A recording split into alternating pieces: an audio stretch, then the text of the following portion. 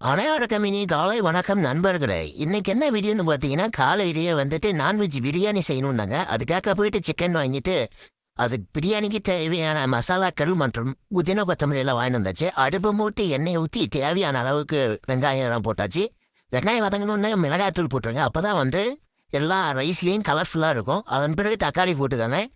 புதினா கொத்தமல்லி அரைச்சி ஊற்றிடுங்க. அப்போ தான் டேஸ்ட்டு பக்காவாக இருக்கும். ஒரு டைம் செஞ்சு பாருங்கள் இது மாதிரி. அதன் பிறகு நல்லா வேக விடுங்க. கிரேவி நல்லா எண்ணெய் பிரியிற மாதிரி வரும். அதன் பிறகு சிக்கனை நல்லா வாஷ் பண்ணி வச்ச சிக்கனை போட்டு தண்ணி தேவையான அளவு ஊற்றி நல்லா கொதிக்க விட்டுருங்க.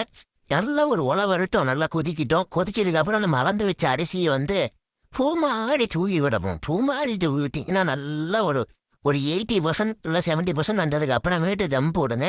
தம் போட்டதுக்கு அப்புறம் பாருங்கள், ரியலி உண்மையாலுமே நல்லா தான் ரைஸ் இருந்துச்சு. நான் வீடியோக்காகலாம் சொல்லலை.